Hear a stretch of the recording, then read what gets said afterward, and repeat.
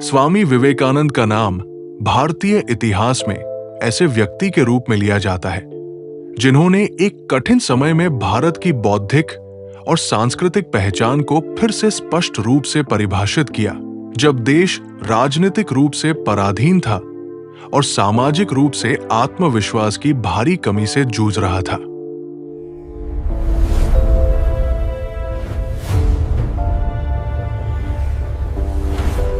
उनका जन्म 12 जनवरी 1863 को कोलकाता में हुआ था और उनका मूल नाम नरेंद्रनाथ दत्त था। उस समय का कोलकाता ब्रिटिश शासन का एक प्रमुख केंद्र था, जहां एक और आधुनिक शिक्षा और पश्चिमी विचारों का प्रभाव बढ़ रहा था। वहीं दूसरी ओर पारंपरिक भारतीय समाज अपनी पहचान को लेकर असमंजस में था। नरेंद्रनाथ का परिवार शिक्षित और जागरूक था। उनके पिता विश्वनाथ दत्त एक वकील थे जो तर्क, स्वतंत्र सोच और आधुनिक दृष्टिकोण में विश्वास रखते थे, जबकि उनकी माता भुवनेश्वरी देवी धार्मिक और अनुशासित जीवन जीने वाली महिला थी, जिनसे नरेंद्र को आत्मसंयम, साहस और नैतिक मूल्यों की समझ मिली। बचपन से ही नरेंद्रनाथ अन्य बच्चों से अलग दिखाई देते थे। वे प्रश्न पूछते थे, किसी भी बात को बिना समझे स्वीकार नहीं करते थे और उन्हें अंधविश्वास या डर आधारित धार्मिकता पसंद नहीं थी। शारीरिक रूप से वे मजबूत थे और मानसिक रूप से भी अत्यंत सक्रिय थे। उन्हें संगीत, व्यायाम, पढ़ाई और तर्क वितर्क में रुचि थी। उन्होंने स्कॉटिश चर्च कॉलेज में शिक्षा प्राप्त की, जहां उन्होंने दर्शन शास्त्र, इतिहास, विज्ञान और तर्कशास्त्र का अध्ययन किया और वहां उन्हें पश्चिमी दार्शनिकों के विचारों से परिचय मिला। लेकिन इन सब के बीच उनके मन में एक बुनियादी प्रश्न लगातार बना रहा कि जीवन का वास्तविक उद्देश्य क्या है और क्या ईश्वर केवल एक विश्वास है या उसे अनुभव किया जा सकता है। इसी प्रश्न ने उन्हें भीतर से बेचैन रखा और वे अलग अलग धार्मिक व्यक्तियों और साधुओं से मिलने लगे, लेकिन अधिकतर उत्तर उन्हें या तो अस्पष्ट लगे या केवल पुस्तकों पर आधारित लगे। ये स्थिति तब बदली जब उनकी भेंट श्री रामकृष्ण परमहंस से हुई, जिनका जीवन साधारण था लेकिन अनुभव अत्यंत गहरा था। रामकृष्ण परमहंस ने नरेंद्र के प्रश्नों का उत्तर किसी तर्क या शास्त्रीय बहस से नहीं दिया, बल्कि अपने व्यक्तिगत अनुभव के आधार पर दिया।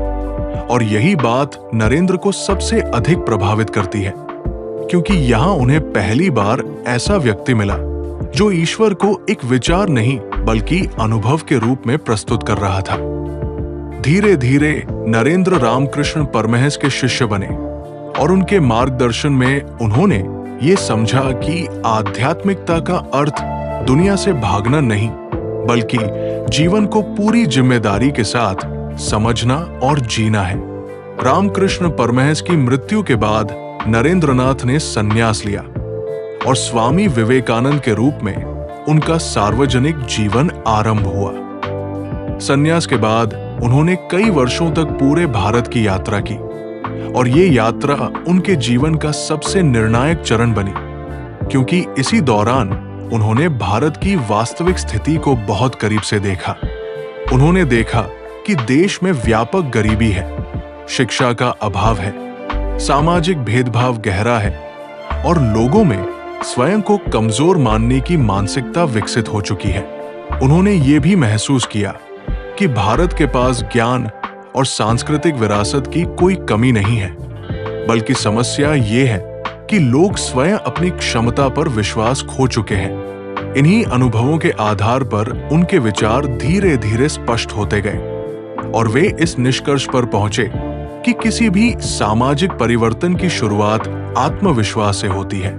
इसी सोच के साथ वे 1893 में अमेरिका के शिकागो पहुंचे, जहां विश्व धर्म सम्मेलन का आयोजन हो रहा था। वहां पहुंचने तक उनकी स्थिति अत्यंत साधारण थी और उन्हें कई व्यावहारिक कठिनाइयों का सामना करना पड़ा। लेकिन जब उन्हें मंच पर बोलने का अवसर मिला और उन्होंने भारतीय दृष्टिकोण से धर्म, सहिष्णुता और मानवता की बात रखी, तो श्रोताओं पर इसका गहरा प्रभाव पड़ा।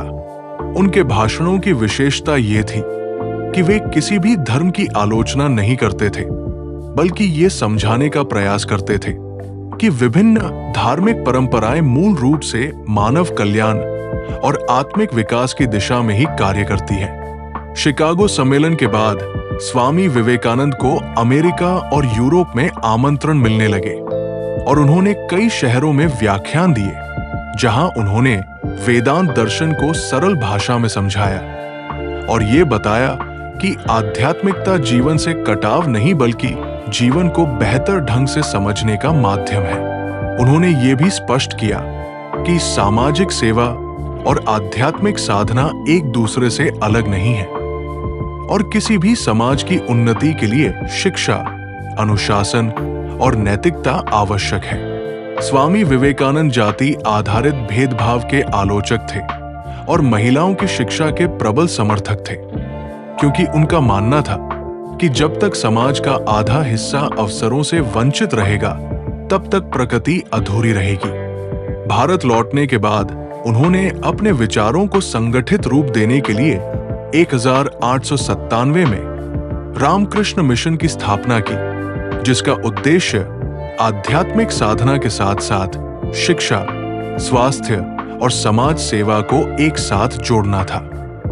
इस संस्था के माध्यम से उन्होंने ये दिखाया कि आध्यात्मिक जीवन और सामाजिक जिम्मेदारी एक दूसरे के विरोधी नहीं बल्कि पूरक है।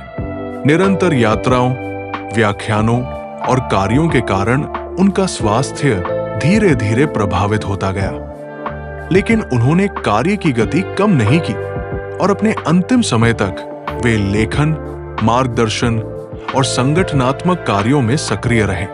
4 जुलाई 1902 को मात्र 39 वर्ष की आयु में उनका निधन हो गया, लेकिन उनका प्रभाव उनके जीवन काल तक सीमित नहीं रहा। उनके विचार, भाषण और लेखन आज भी अध्ययन का विषय है, क्योंकि उन्होंने भारतीय समाज को ये समझाया कि आत्मसम्मान, ज्ञान और सेवा के बिना कोई भी राष्ट्र स्थायी रूप से आगे नहीं बढ़ सकता। और यही कारण है कि स्वामी विवेकानंद को केवल एक सन्यासी या वक्ता नहीं बल्कि आधुनिक भारत के बौद्धिक पुनर्जागरण का एक महत्वपूर्ण आधार माना जाता है।